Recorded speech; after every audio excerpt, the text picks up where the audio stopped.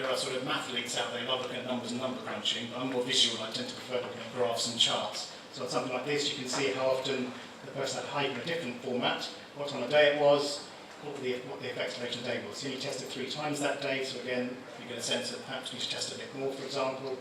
You can see when this guy with the CGM machine on this scan, he can choose glucose monitor, lots of data points, more than the finger pricking, for example. So the CGM machine takes readings serially across the whole day, hundreds of times, and you can identify various data points across the whole day, etc. And the green spike tells you when the chap had something carbohydrate-based to eat, so you can get a sense of the impact of that particular carb choice for what he was taking.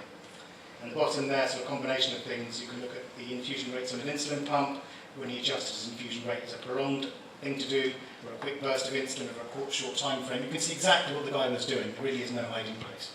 But if patients are open to being helped, they're very rarely going to say to you, no, I don't see my data. And to be honest, I think running a pump service with a patient who won't share their data is probably impossible. Would you agree? So I think from the off, we're very conscious from the off. We select the right people for pumps based on their kind of how they're wired in terms of their motivation, their desires to work collaboratively, to engage with healthcare professionals. So we don't want the people out there on a pump going rogue, never engaging with us in the dark, because that would be a disaster. So it's really important that idea is planted very early before we start a pump, for example. And again, the trends are useful, as are the numbers together.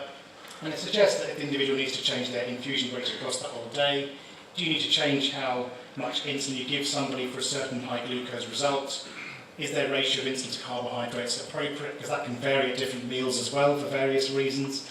Is there anything in the guy's lifestyle he can do differently? So before exercise, can he preemptively, infuse less, have a snack? Whatever it might be, just find the right approach for that individual for whatever he's about to undertake. And the bolus doses, timings, how long the insulin's trickling in over, that sort of thing can be looked at and informed by data. You couldn't do that just by talking to this guy with none of this, I think you all agree. It's not possible.